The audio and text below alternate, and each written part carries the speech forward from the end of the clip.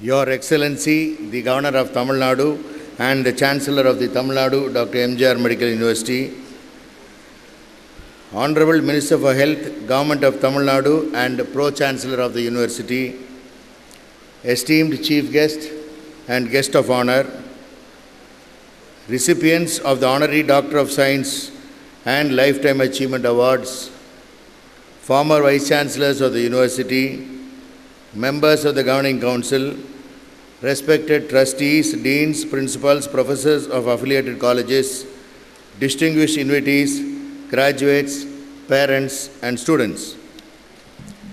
It gives me great pleasure to extend a warm welcome to this August gathering on the occasion of the 23rd convocation in the Silver Jubilee year of the Tamil Nadu Dr. MGR Medical University. I welcome His Excellency, the Governor of Tamil Nadu and the Chancellor of the Medical University. He has been constantly supporting the development of our university. His Excellency always advocates a coordinated effort between all stakeholders for the medical facilities to reach the poor at doorsteps. Sir, with your advice and directions, our university is taking all steps to accomplish this task. His Excellency believes in employment-linked trainage programs. Sir, our university is proud to affirm your belief, has paid special emphasis and has commenced various degree and diploma programs. Several students are currently enrolled on such programs across hospitals in Tamil Nadu affiliated to our university. On completion, they would all find suitable employment in various hospitals. His Excellency has contributed to the state of Andhra Pradesh as its longest-serving finance minister and is well known for adhering to strict fiscal management principles and effective mobilization and utilization of government funds. Notable is his efforts during his tenure to award retirement benefit to teachers.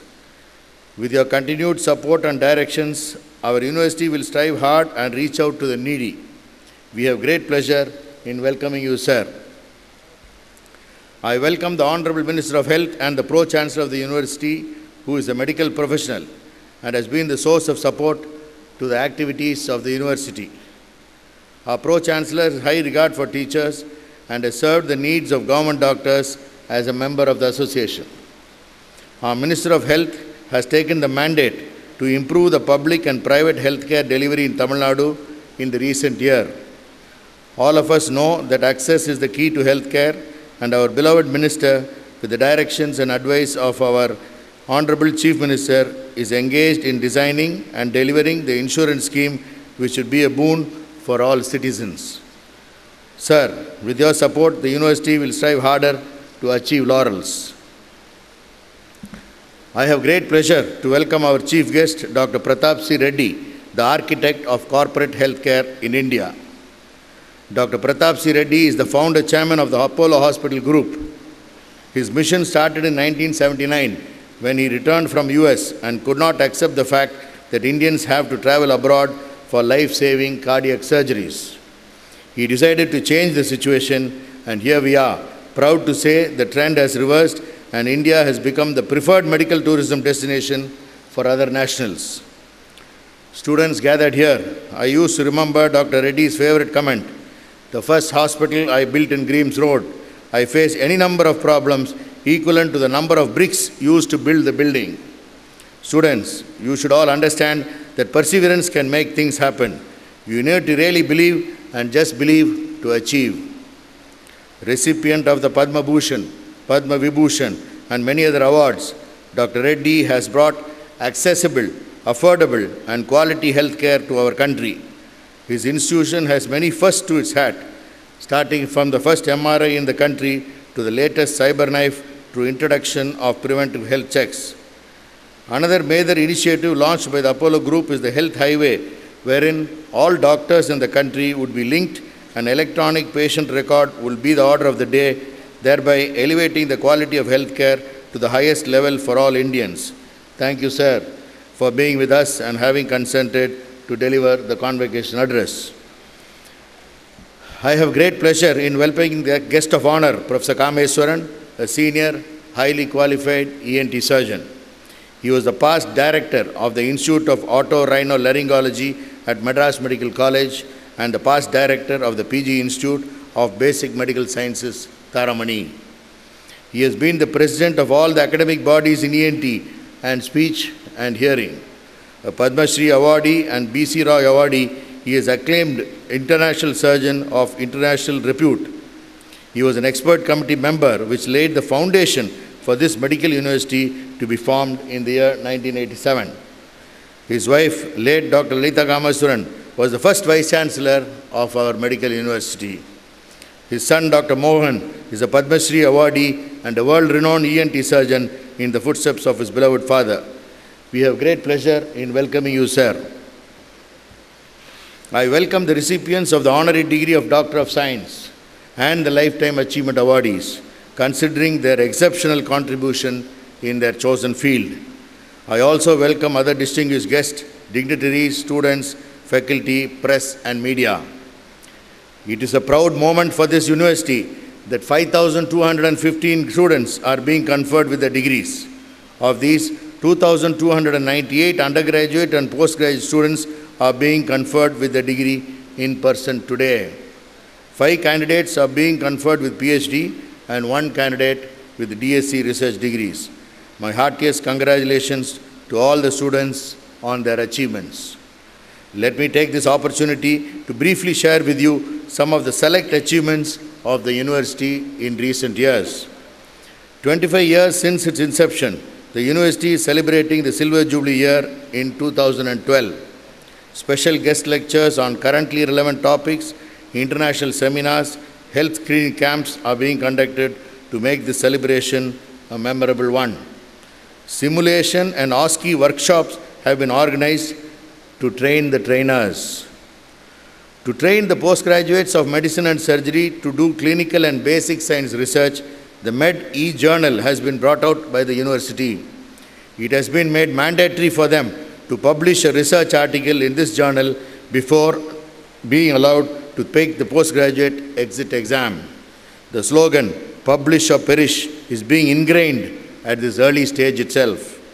It is also being made mandatory for the postgraduates to present a scientific paper in the state, regional, or national conference during their period of study. The examination methodology in the postgraduate exam has been changed for the first time in 4 decades to make it innovative and contemporary, to access the knowledge, skills, and attitudes of the postgraduates. This will enable them to compete in the international arena anywhere in the world. The last decade has witnessed the IT sector in India establishing itself to global standards. The next decade will see how India establishes itself as a medical superpower in global quality healthcare at moderate and affordable cost, making India a powerful medical tourism center. Chennai will of course be leading and the forerunner towards achieving this goal. The foundation of every state is the education of its youth. Medical education is not completed at the medical school, it has only begun. Having given the assurance to our Honorable Chief Minister in the last convocation that the university will make Chennai the medical capital of India, innumerable steps are being taken to raise the standard of education on par with global standards in this Silver Jubilee year. Chennai being the capital of Tamil Nadu and the preferred healthcare destination in the world, we need to equip our young graduates to rise up to the occasion and give quality healthcare. The university has approached the respective councils to enhance the standard of education. It was a shot in the arm for the university, which received the approval from the Dental Council of India to prescribe higher standards than the regulation framed by the Dental Council of India. For the first time in India, even before the Medical Council of India could begin such a program, our medical university is proud to have introduced subspecialty fellowships in medicine and surgery. Medical postgraduates were earlier leaving the country to get trained in their chosen field of subspecialization to get their fellowship. This trend has changed now. Medically, India is very well advanced on par with Western countries, and it is able to train fellows as subspecialists in the specialty. It is a proud moment to see the first batch of students receiving their postdoctoral fellowship from the medical university.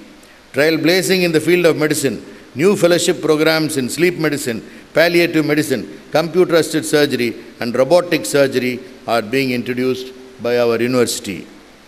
Finally, to conclude, it is an exciting moment for those who are here to receive the degrees.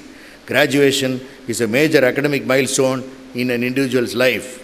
It is a formal recognition that you are ready to move a step forward towards acquiring yet more knowledge in the area of your choice. Never in the past have there been so much hope and expectation about the future of India than at present. For the young graduates, the road ahead is long, but the journey promises to be exciting. I quote Dr. Abdul Kalam, our former President of India, "We are all born with a divine fire within us.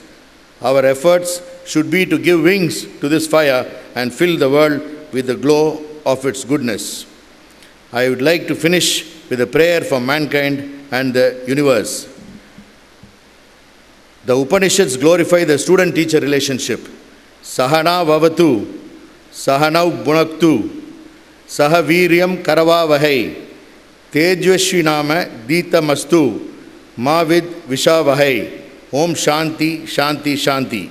May God protect us. May God nourish us.